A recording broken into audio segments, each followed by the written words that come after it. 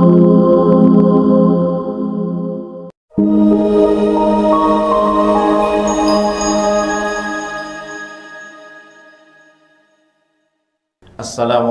warahmatullahi wabarakatuh.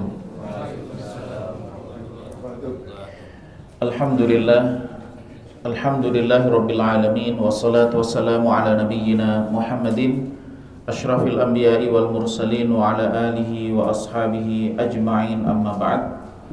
Bapak Ibu jamaah sekalian yang dimuliakan Allah Subhanahu wa taala, alhamdulillah di kesempatan siang hari ini di tengah aktivitas kita Allah mudahkan kita melaksanakan sholat zuhur, kemudian kita lanjutkan dengan thalabul ilmi. Mudah-mudahan apa yang kita lakukan di kesempatan siang hari ini diberkahi oleh Allah Subhanahu wa taala.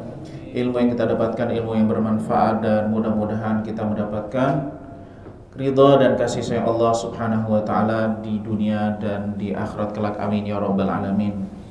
Tema kita pada kesempatan siang hari ini tentang etos kerja dalam Islam.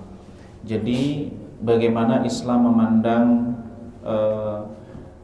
seseorang itu di dalam bekerja, dan bagaimana Islam memberikan petunjuk kepada kita dalam beraktivitas apapun profesi dan latar belakang kita. Ada beberapa hal yang perlu menjadi perhatian kita, yang ini berdampak dan terkait dengan etos kerja seseorang, yaitu yang berhubungan dengan orientasi, pemahaman kita, sejauh mana kita memahami, sejauh mana kita menghayati orientasi kita sebagai seorang muslim, kemudian terkait dengan peran kita, terkait dengan tata kelola diri kita di dalam pekerjaan, di dalam aktivitas bekerja, serta karakter apa saja yang diinginkan oleh Islam ketika seorang muslim itu melakukan satu pekerjaan. Yang pertama terkait dengan orientasi kerja di dalam Islam. Ini adalah hal yang paling fundamental, dan inilah yang memberikan makna, yang memberikan energi, memberikan dorongan, memberikan daya tahan kepada kita di dalam menjalani rutinitas aktivitas kita, tantangan, cobaan dalam bekerja, dalam beraktivitas, apapun latar belakang profesi pekerjaan kita. Dan ini yang senantiasa perlu kita perbaharui, perlu kita tajdid, kalau di dalam bahasa ulama, tajdid dunia, memperbaharui orientasi kita. Setiap kita akan bekerja, setiap kita memulai aktivitas kita, kita perbaharui niat kita bahwa pekerjaan yang kita lakukan itu tidak terlepas dari orientasi makna yang kita pegang dalam hidup ini. Bahwa Allah Subhanahu wa taala menegaskan, inna aradnal amanata 'alas samawati wal ardi wal jibal fa abaina an yahmilnaha wa ashfaqna minha wa hamalaha al-insanu innahu kana zaluman jahula. Bahwa ayat ini menegaskan Allah memberikan amanat kepada makhluk-makhluknya selain manusia, kepada langit, kepada bumi, kepada gunung-gunung, mereka semuanya tidak sanggup. Dan amanah itu diberikan kepada manusia. Maka kita sebagai manusia, apapun latar belakang kita, profesi kita, sesungguhnya kita itu sedang menjalankan tugas peran amanah Allah Subhanahu wa taala. Inilah yang kemudian menjadi pemaknaan bahwa apa yang kita lakukan, aktivitas pekerjaan yang kita jalani itu berhubungan dengan Allah Subhanahu wa taala. Maka kalau makna ini hadir, orang akan secara otomatis memilih ketika berprofesi, apakah yang paling mendasar adalah apakah profesi yang saya jalani itu sesuai dengan aturan Allah atau tidak. Dan ini juga berhubungan dengan kita sebagai orang tua ketika akan mengarahkan anak kita itu akan menjalani profesi apa. Kita semuanya, karena apa? Dimulai dari orientasi kita, bahwa eksistensi kita di muka bumi ini adalah mewujudkan amanah yang Allah jalankan. Kalau itu hadir, kan gak mungkin lalu kemudian yang kita jalani itu bertentangan dengan keinginan Allah Subhanahu wa ta'ala. Maka pemaknaan inilah yang kemudian ketika orang itu berada pada jabatan strategis, lalu dia tidak menyelewengkan jabatan, tidak menyelewengkan amanah, tidak korupsi, tidak melakukan hal-hal yang terlarang, ketika makna ini benar-benar hadir, bahwa ketika dia melakukan profesi itu, menjalani profesi itu, bahwa ada Allah Subhanahu wa taala. Orientasi itu berhubungan dengan Allah Subhanahu wa taala. Ini adalah amanah. Kesadaran inilah yang kemudian menjadi kontrol diri seseorang. Nah, problemnya juga ayat ini menjelaskan, problemnya itu adalah orang itu berbuat zalim, berarti dia menempatkan sesuatu bukan pada tempatnya, atau melakukan tindakan-tindakan yang melanggar ketentuan yang sudah ada. Orang zalim itu adalah seharusnya ini ditempatkan pada tempat A, tapi tempatkan pada B, yang B tempatkan pada A, berarti dia zalim. Nah, tidak sesuai dengan amanah yang Allah inginkan. Kemudian juga bahwa ini yang menjadi motivasi kita, menjadi makna dari setiap aktivitas kita. Sebagaimana Nabi SAW tegaskan, "Man kanatil akhiratu hammahu", barang siapa yang menjadikan akhirat itu sebagai orientasi dia, ja'alallahu ghinahu fi qalbihi. Allah akan hadirkan di dalam hatinya itu rasa puas. Dia sadar bahwa apa yang ia jalani ini bagian dari menjalankan apa yang Allah inginkan. Wa jama'a lahu syamlah, urusannya terpusat. Kemudian wa atatud dunya wa hiya raghimah, dunia itu datang kepada dia dan dia itu merasa kaya, merasa cukup. Nah, yang perlu kita berikan catatan di sini poin yang kedua, Pak. Meskipun 1 dan 2 itu memberikan makna, ada fungsinya. Tetapi begini, ketika orientasi kita itu benar di dalam bekerja, maka sesungguhnya pekerjaan yang kita jalani itu orientasinya sama dengan ketika kita mendidik anak, ketika kita menikah, ketika dia jalan-jalan, ketika melakukan semua aktivitas.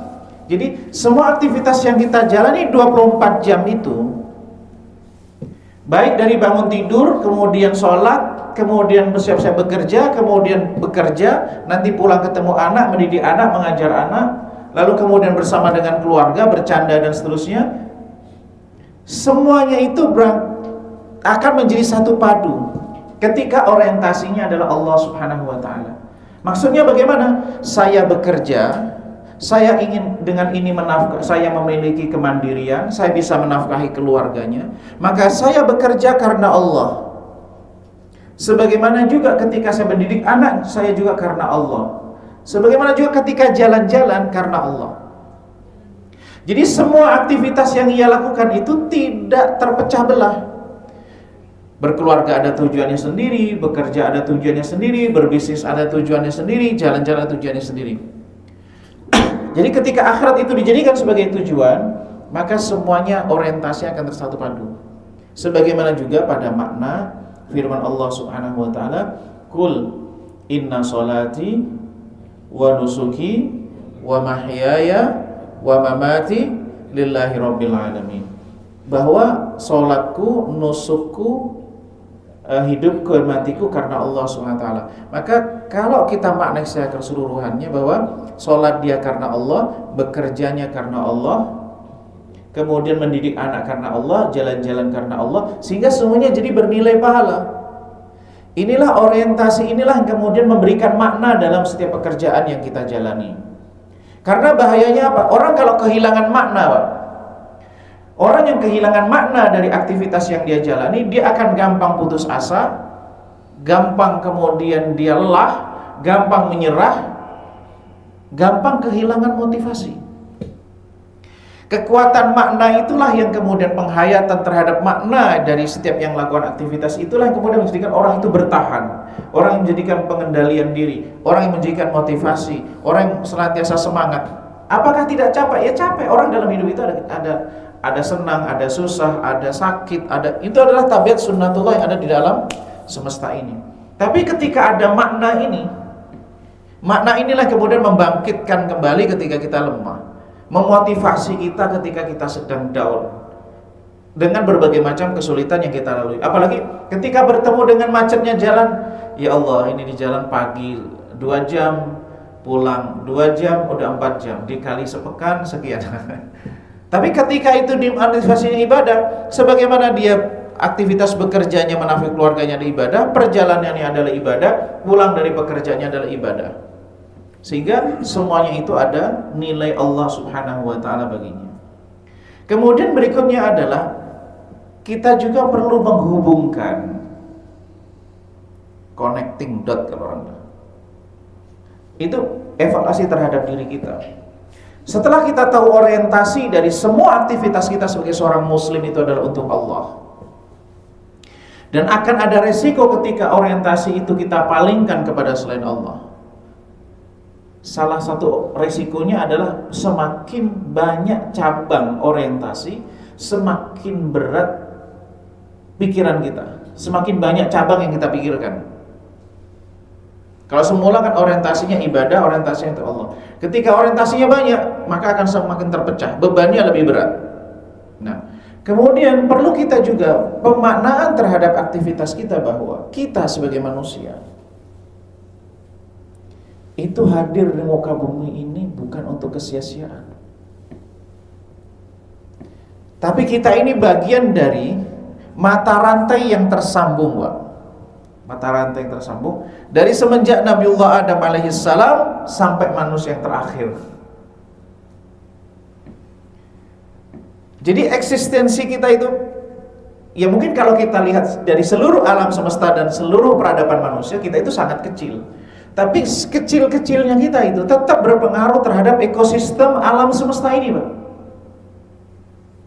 Jadi apapun profesi kita, apapun, saya berikan contoh misalnya ketika Aid misalnya, mohon maaf, yang biasanya membersihkan jalan itu libur, atau mohon maaf tukang sampah yang biasanya mengangkut sampah kita itu libur, juga dia pulang kampung, maka kemudian ternyata sampahnya juga numpuk.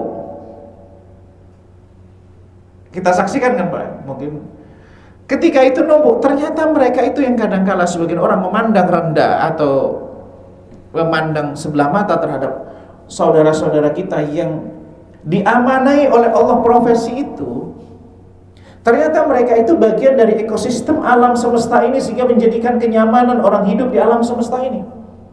Maka ketika Allah mengatakan wa id qulna lil malaikati inni ja'ilun fil ardi khalifah, ketika Allah mengatakan aku akan menjadikan di muka bumi ini khalifah, terjemahan dari khalifah itu ada pada diri kita semuanya, Pak. Kata khalifah ini, bahwa kata khalifah itu kan artinya pengganti.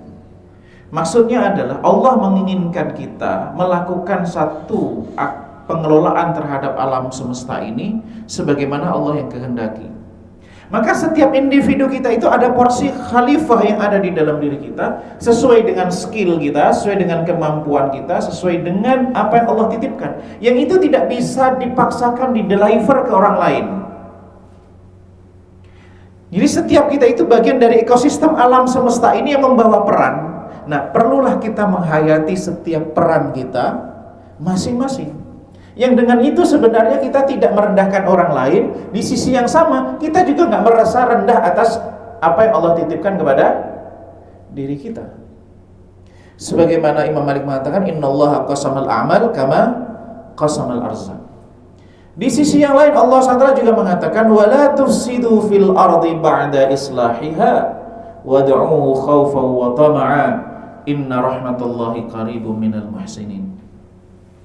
Apapun profesi kita, apapun apa yang skill, kapasitas yang Allah berikan kepada kita, peran yang Allah berikan kepada kita, jangan membuat kerusakan di muka bumi ini. Tapi justru yang diinginkan adalah islahuha, menciptakan perbaikan. Dalam ruang apa? Baik ruang yang sifatnya ruang nyata, sesuatu yang berhubungan dengan langsung, berhubungan dengan pendidikan, berhubungan dengan fasilitas hidup, berhubungan dengan teknologi, berhubungan dengan syarat pengadaan sarana, atau berhubungan dengan pikiran. Jadi kita, eksistensi setiap kita itu, kalau kita tidak bisa menciptakan sesuatu yang baik, paling tidak jangan membuat kerusakan. Ini yang perlu kita, PR kita masing-masing jemaah sekalian, kita semuanya tanpa terkecuali, bahwa bisa jadi orang itu di muka bumi dia gak menciptakan banyak hal, tidak membuat banyak hal, tapi PR-nya adalah jangan menjadi sebab kerusakan. Baik kerusakan itu pada level pemikiran ataupun level keagamaan atau level apapun. Tidak, jangan menjadi orang menjadi solusi atas persoalan yang di dalam hidup ini, bukan menjadi problem dari hidup ini. Nah, sekarang ketika kita sudah bicara tentang orientasi, bicara tentang peran, bahwa kita semuanya hadir dengan membawa peran strategis dari Allah SWT, bagian dari ekosistem yang Allah inginkan dari alam semesta ini, yang tunduk kepada sunnatullah. Nah, sekarang bagaimana tentang produktivitas?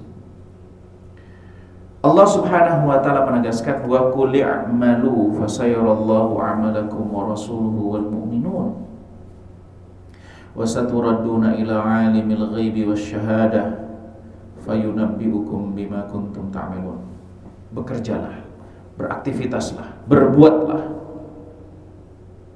Berbuat di sini semua jenis perbuatan yang bernilai baik, memiliki manfaat, memiliki maslahat, kebaikan untuk dirinya, dunianya, dan akhiratnya. Wa qul i'malu, bekerjalah, beraktivitaslah, melakukanlah sesuatu. Apakah sembarang sesuatu? Sesuatu yang bermanfaat. Manfaat yang bagaimana? Manfaat duniawi, manfaat ukhrawi. Ada uangnya atau tidak ada uangnya, yang penting bermanfaat. Maka makna dari ini adalah bahwa manusia muslim itu adalah yang produktif. Produktif yang bagaimana? Kehadiran dia mendatangkan manfaat. Jadi kalau saya maksudkan produktivitas itu, tidak selalu produktivitas itu diukur dengan nilai materi, Pak. Ya, ini produktivitas ini yang kita tidak ukur dengan nilai materi. Capaian materi adalah salah satu bagian dari produktivitas, tapi produktivitas bukan satu-satunya diukur dengan materi. Contohnya, ada kawan yang kesulitan, membantu, menolong. Itu kan kalau diukur materi adalah kebaikan yang tidak diukur dengan materi. Tetapi itu adalah satu kebaikan. Tapi kebaikan yang sederhana itu, jamaah sekalian, itu bisa menciptakan keseimbangan ekosistem dalam hidup. Misalnya, mohon maaf, ada saudaranya atau kawannya sedang butuh bantuan, sedang butuhkan uang untuk berobat. Lalu dia memberikan piutang, hutang kepada, pinjaman uang kepada saudaranya. Itu produktif, Pak. Padahal dalam pendidikan kita adalah mengeluarkan uang. Tapi itu produktivitas kebaikan. Mengeluarkan uang itu produktivitas kebaikan. Yang dengan itu terjadilah ekosistem kemudian yang semula orang tidak bisa makan menjadi bisa makan, yang kemudian berdampak kepada sisi yang lainnya. Fasayarallahu a'malakum wa rasuluhu wal mu'minun, yang kemudian nanti Allah akan melihat. Yang terpenting adalah melakukan dan terus melakukan. Kadang begini, ada namanya momentum. Pernah dengar istilah momentum, Pak? Salahuddin Al-Ayyubi ketika dia Fatah Baitul Maqdis, penaklukan Baitul Maqdis, pembebasan ya, pembebasan Baitul Maqdis itu kan sudah dimulai dari semenjak jauh sebelum Salahuddin Al-Ayyubi. Artinya adalah apa yang dilakukan oleh generasi sebelum Salahuddin Al-Ayyubi untuk pembebasan Baitul Maqdis itu tidak sia-sia, Pak. Itu adalah bagian dari cicilan tabungan yang dilakukan oleh mereka, yang momentumnya itu tepat pada waktu Salahuddin Al-Ayyubi. Nah, masing-masing kita itu diminta untuk produktif. Kita tidak tahu momentum yang ada dalam hidup kita. Dan setiap orang itu momentumnya tidaklah sepanjang hidupnya. Yang menjadi PR kita adalah kita mempersiapkan diri kita, mematangkan diri kita dengan melakukan segala macam yang bersifat aktif, yang bersifat produktif. Kita tidak tahu kapan momentum dalam hidup kita, yang di situ akan memiliki nilai besar, memiliki makna yang besar, yang berdampak besar. Karena bisa jadi seorang kepala negara itu ternyata dulu di awal dari menjadi seorang OB, Pak. Ada orang yang misalnya dulu ketika dia menjadi vice president, ada saya contoh vice president di Indonesia, itu karirnya dimulai dari OB. Jadi apa yang dia lakukan ketika awal karir dia itu adalah bagian dari cicilan dia, tabungan dia untuk mencapai satu tahapan capaian besar dalam hidupnya. Nah, wasaturaduna ila alimil ghaibi wasyahadah, tapi semua yang dilakukan itu harus dalam frame pertanggungjawaban. Silakan bekerja, silakan beraktivitas, silakan pilih apa yang bermanfaat. Semuanya itu dalam frame pertanggungjawaban. Dari mana makna itu didapat? Wasaturadduna ila alimil ghaibi wasyahadah, akan dikembalikan kepada Allah, yaitu alimil ghaibi wasyahadah. Lalu apa yang akan Allah berikan? Fayunabbiukum bima kuntum ta'malun. Semua yang dilakukan, sekecil apapun kebaikan yang dilakukan, itu akan ada recordnya. Gak ada yang sia-sia. Seringkali kan kita ini berpikir gini, Pak, gak ada gunanya ente bantu dia. Udah jangan bantu, dicari yang lain aja dah. Sia-sia udah. Dia itu mau ditolong, mau dinasihati, kasih nasihat, gak akan sadar dia. Kan ada Pak, kadang orang itu udah ditolong, dibantu, diberikan pinjaman supaya dia usaha, supaya dia ternyata kan, apalagi begini, ini orang gak tahu diri, udah dibantu gak terima kasih. Gitu. Kan kadang-kadang orang kita digoda hal-hal yang semacam itu. Tapi perlu kita menyemangati diri kita untuk menciptakan bonding kita di dalam beramal dalam kebaikan itu, bahwa fayunabbiukum bima kuntum ta'malun. Sekecil apapun gak ada yang sia-sia, semua ada recordnya. Meskipun kadang kita tidak melihat hasil yang apa yang kita lakukan. Sebagaimana pembebasan Baitul Maqdis itu, Aimaduddin, kemudian yang Zanki itu, yang sebelum Salahuddin Al-Ayyubi, dia sudah menyiapkan mimbarnya, Pak. Mimbarnya sudah disiapkan, tapi dia meninggal dunia belum ketemu dengan Fathu pembebasan Baitul Maqdis. Yang ketemu adalah Salahuddin Al-Ayyubi. Tetapi gak ada yang sia-sia, gak ada yang sia-sia. Meskipun dia belum Allah pertemukan dengan momentum di mana yang dia cita-citakan itu. Sebagaimana juga Allah Subhanahu wa taala menegaskan, ya ayyuhalladzina amanu. Ayat ini maknanya luar biasa, Pak. Ya ayyuhalladzina amanu kulu min thayyibati ma razaqnakum washkuru lillahi in kuntum iyyahu ta'budun. Orang beriman itu gaya hidupnya apa ini kalau saya bahasakan? Gaya hidup yang berkualitas, Pak. Gaya hidup orang muslim itu berkualitas. Dari mana? Ya ayyuhalladzina amanu, wahai orang-orang yang beriman, kulu, makanlah, min thayyibati ma razaqnakum, dari makanlah, konsumsilah dari rizki terbaik yang aku berikan kepada kalian. Maka seorang mukmin itu di dalam bekerja, di dalam aktivitas, tindakan, itu dia selektif. Dari mana? Min thayyibati ma razaqnakum, dari rezeki terbaik yang aku berikan kepada kalian. Berarti kan ada seleksi, Pak, bahwa rezeki orang yang beriman itu adalah rezeki yang terbaik. Konsumsi yang dia makan, dikonsumsi ini bukan hanya makan ini, Pak. Para ulama mengatakan yang dimaksud dengan makan di sini bukan hanya yang dimasuk di dalam perut, bukan. Masuk di dalam perut itu ada sebagian saja, termasuk yang dia pakai, yang dia manfaatkan. Maka orang bertanya begini, ya ayyuhalladzina amanu ya ayyuhalladzina amanu la ta'kulu riba dha'fa mudha'afa. Wahai orang-orang yang beriman, janganlah makan riba yang berlipat-lipat. Atau ya ayyuhalladzina amanu taqullaha wa dharu ma baqiya minar riba. Wahai orang-orang yang beriman, bertakwalah kalian kepada Allah dan tinggalkanlah sisa bagian dari riba itu. Makan riba itu apakah terlarangnya hanya kalau harta riba itu dibelikan makanan lalu kemudian konsumsi? Bagaimana kalau kemudian harta riba itu diberikan untuk token listrik? Beli pulsa, boleh nggak, Pak?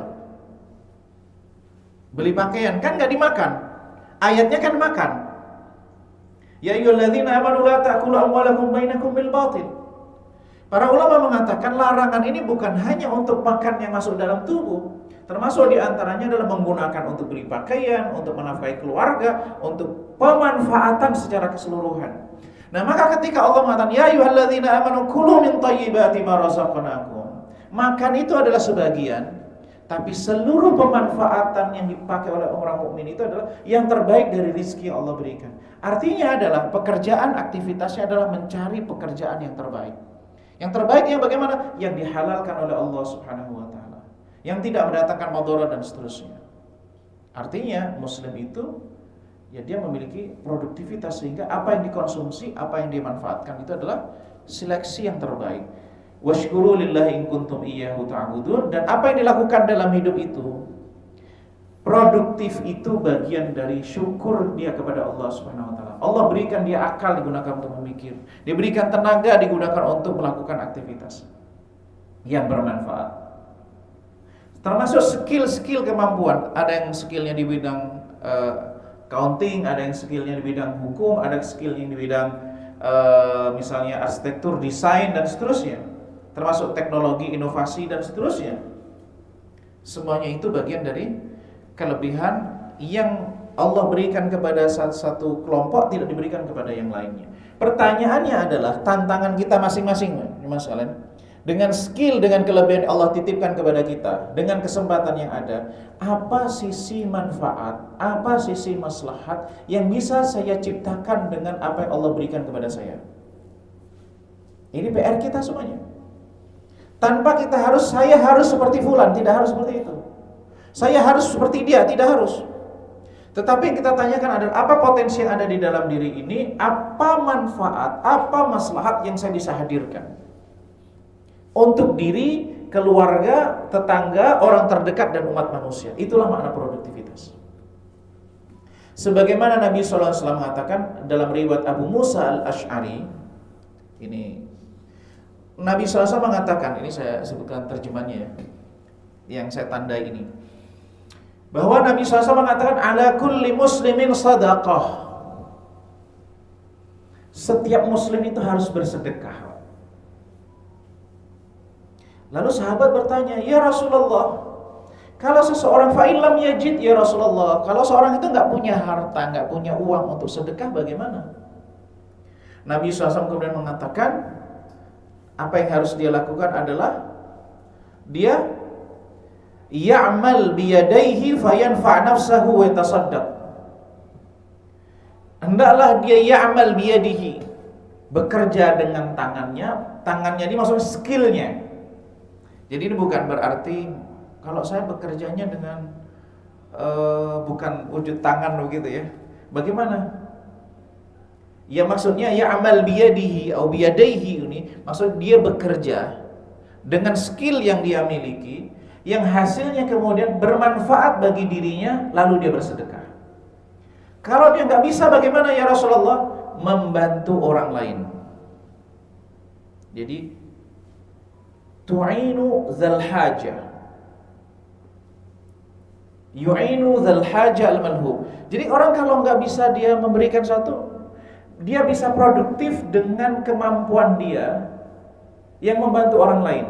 Contohnya membantu desain. Misalnya ada kawannya dia punya toko, dia punya dagangan, tapi dia desainnya atau dia meng-packagingnya belum ini.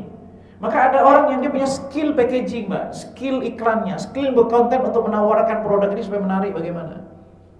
Atau dia tahu gizi, oh ini ada hal yang bisa meningkatkan kualitasnya.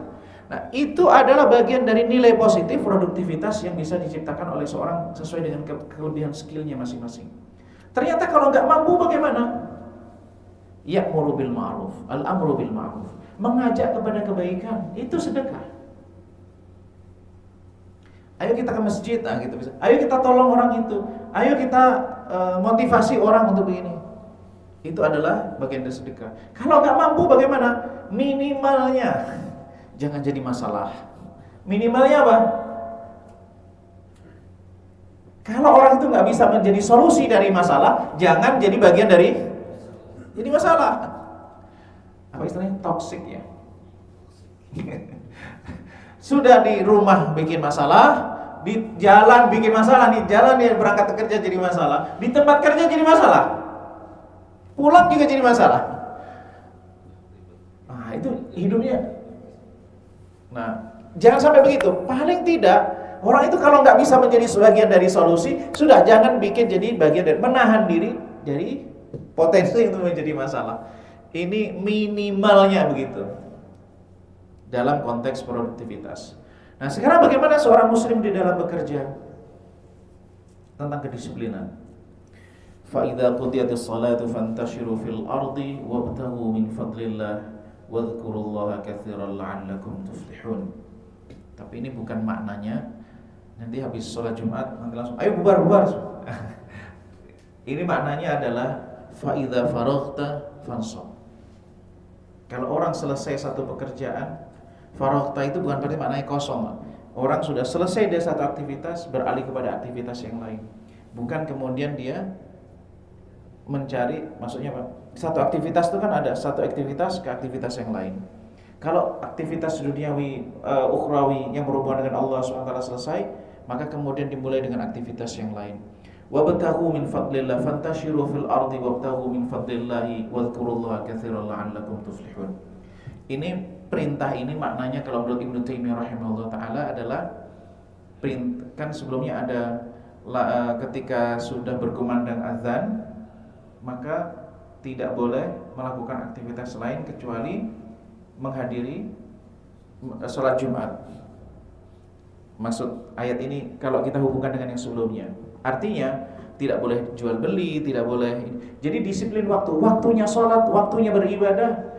Datang panggilan azan, azannya kalau sekali yang pertama, kalau azannya 2 kali berarti azan kedua, sudah cut semuanya, beribadah dekatkan diri kepada Allah Subhanahu wa taala, menunaikan hak Allah Subhanahu wa taala. Tapi kalau kemudian selesai ada tugas yang lain, maka kemudian berpindah pada tugas yang lain, kedisiplinan wabtaghu min fadlillahi wadhkurullaha katsiran la'allakum tuflihun. Maka dengan itu dia tidak mengorbankan akhiratnya, tidak mengorbankan dunianya, la'allakum tuflihun. Sebagaimana juga ini gambaran sebagaimana disampaikan oleh Nabi sallallahu alaihi wasallam dalam riwayat Anas bin Malik, idza qamatis sa'ah wa fi yadi ahadikum fasilah fa in istata'a alla taquma hatta yaghrisaha falyughrisha. Ini udah hari kiamat, udah mulai gunung meletus. Gunung udah mulai ada tanda-tanda di tangannya ada benih ya. Yang kalau dia sempat untuk menanamnya, maka tanam. Apa makna yang bisa kita tangkap dari pesan ini, jamaah sekalian? Di dalam Islam itu nggak ada kata pensiun di dunia, Pak. Pensiunnya ketika orang sudah meninggal dunia. Pensiun dalam pengertian adalah berhenti menciptakan produktivitas. Jadi setiap ada kesempatan dia lakukan yang produktif, setiap ada kesempatan dia lakukan yang bermanfaat. Ini bukan maknanya adalah mesti ada benih, bukan kita pada zahir hadisnya. Wah, berarti kalau saya tidak pegang benih, berarti saya pegang apa nih?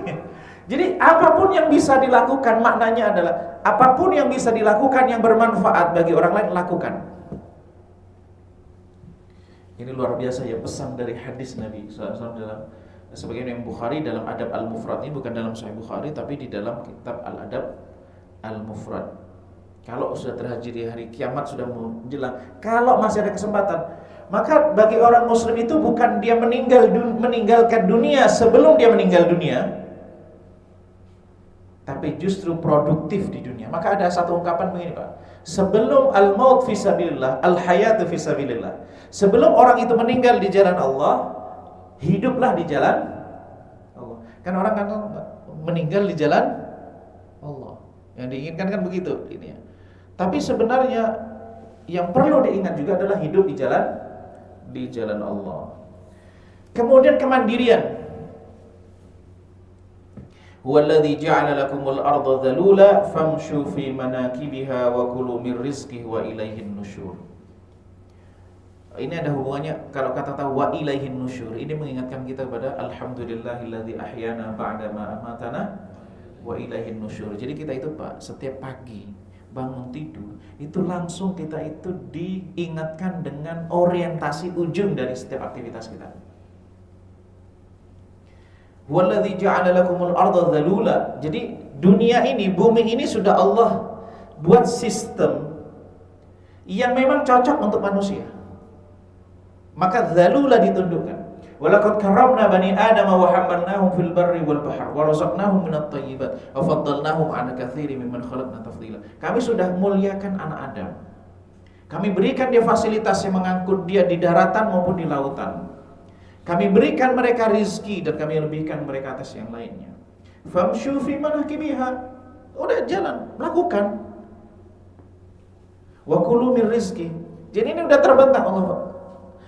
Maka ini memberikan pesan kepada kita, yang halal itu banyak, yang haram itu sedikit.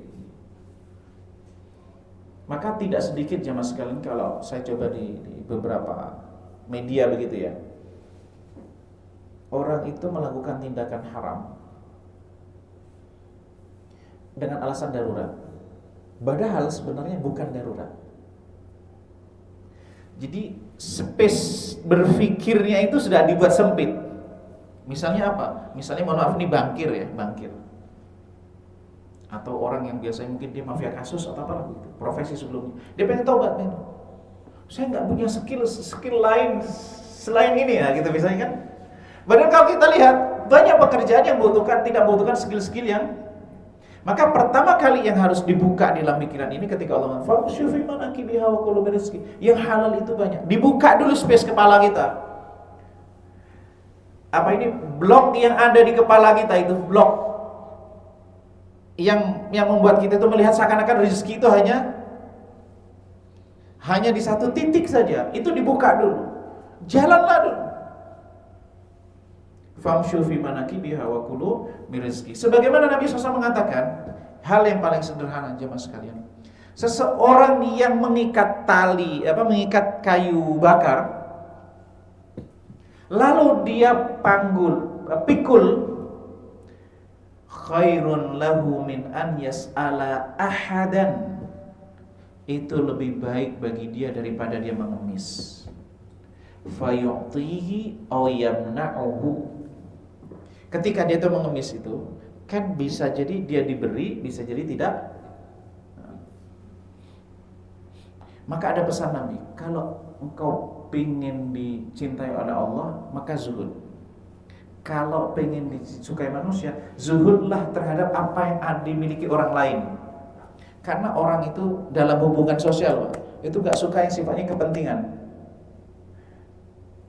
Contohnya bagaimana? Beda nggak Pak? Kalau kawan kita itu datang, dia niatnya silaturahim, murni persahabatan kawan. Dengan ketika dia datang ingin jadikan kita downline, rasanya beda nggak?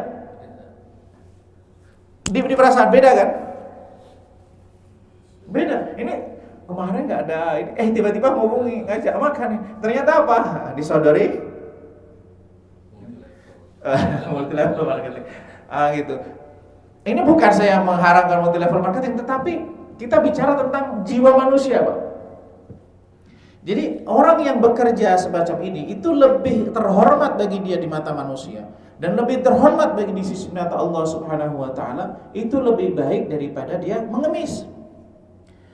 Baik dalam level apa? Baik dalam level individu, level yang lebih luas sampai level negara.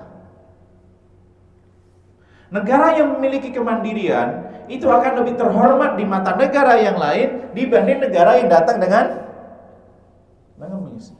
Dan di antara doa yang kita minta kepada Allah itu adalah min ghalabatid daini wa qahrir rijal. Ya Allah, aku berlindung kepadamu dari terlilit hutang dan intimidasi pihak yang lain. Nah, ini masalah kemandirian. Sebagaimana juga yang hampir semakna dengan hadis dia yang tadi, la an ya'khudha ahadukum ahbulahu atau alhablahu thumma ya'ti aljabal. Seseorang itu membawa tali lalu kemudian datang ke gunung, lalu kemudian mengikat kayu bakar lalu dijual. Maka Allah jaga wajah dia. Maksudnya apa? Kehormatan dia. Allah jaga kehormatan dia, lebih terhormat bagi dia daripada dia mengemis. diberi atau tidak diberi. Masya Allah. Kemudian keterampilan sebagaimana Allah ajarkan kepada Nabiullah Daud alaihissalam. Wa 'allamnahu san'ata labusin lakum lituhsinakum min ba'sikum fahal antum syakirun. Ini juga terkait dengan kemandirian, Pak. Selain masalah keterampilan, sebagaimana Allah berikan keterampilan kepada Nabiullah Daud. Sebagaimana juga di masa Nabi dulu tentang membuat manjanik, awal-awal pelontar. Sebagaimana juga itu kalau kita baca sejarahnya Muhammad Al-Fatih, bagaimana dia bisa, keterampilannya bagaimana bisa menaklukkan Konstantinopel. Ini masalah keterampilan. Negara-negara, beberapa negara yang karena justru diboikot, ternyata dia bisa menciptakan persenjataan yang mengalahkan negara yang bergelimang dengan fasilitas. Kadang-kadang keterbatasan itu menjadikan seseorang kreatif. Yaitu perlu kita sadari jamaah sekalian bahwa negara kita juga perlu membutuhkan keterampilan-keterampilan, meskipun tidak dalam situasi sulit sebagaimana yang ada di negara yang sedang misalnya diboikot atau apapun itu. Sebagaimana juga Nabi SAW mengatakan, ma'akala ahadun ta'aman qad khairan min an ya'kula min amali yadihi. Jadi orang memakan dari harta yang dia peroleh dari pekerjaan dia. Dan Nabiullah Daud itu makan dengan hasil dari tangan dia. Nah, di sini ulama ada khilaf, apakah yang dimaksud dengan tangan dia itu apakah itu industri ataukah itu pertanian. Itu memang khilaf di antara ulama terkait masalah ini. Kemudian kerjasama dalam tim. Nabi SAW mengatakan bahwa ini dalam hadis qudsi bahwa Allah itu akan membersamai dua orang yang bekerja sama selama tidak ada pengkhianatan di antara keduanya. Jadi kalau ada yang berkhianat, nah itu hilanglah keberkahan. Tapi kalau semuanya itu adalah baik, motivasinya adalah saling tolong menolong, maka akan ada keberkahan di situ. Kapasitas dan integritas ini sebagai penutup, bahwa hikmah itu adalah menempatkan pada tepat sesuai dengan skill, kemampuan dan kapasitas. Itu makna dari hikmah. Sebagaimana juga Nabiullah Yusuf, ij'alni ala khazainil ard inni hafizun alim. Hafiz itu artinya menjaga amanah, kemudian alim artinya memiliki pengetahuan, memiliki skill. Juga sebagaimana dalam kisahnya Nabiullah Musa ketika wanita itu datang. Ini termasuk profil suami kayaknya ya, gitu. Karena ini akan menjadi istrinya Nabiullah Musa. Apa yang dibutuhkan? Al-qawiyyu al-amin. Al-quwah itu kapasitas, al-amin itu integritas. Jadi orang itu memiliki kemampuan yang seperti apa? Yang dibutuhkan dengan pekerjaan itu. Al-amin, amanah berarti integritas. Bukan hanya kapasitas, tapi dibutuhkan juga integritas al-amanah. Mungkin ini jamaah sekalian, maka yang perlu kita bangun adalah masing-masing kita punya skill, masing-masing kita punya potensi, kita asah potensi kita. Di sisi yang sama juga kita seimbangkan dengan amanah yang itu adalah bagian dari integritas diri kita. Dua hal itulah menjadi kunci bagi seorang muslim dalam menjalani apapun profesi, apapun aktivitas dia. Mungkin ini dapat saya sampaikan, mungkin waktunya cukup ya. Oke, kita tutup untuk para majelis. Subhanallah bihamdika, asyhadu an la ilaha illa anta, astaghfiruka wa atubu ilaik. Assalamualaikum warahmatullahi wabarakatuh.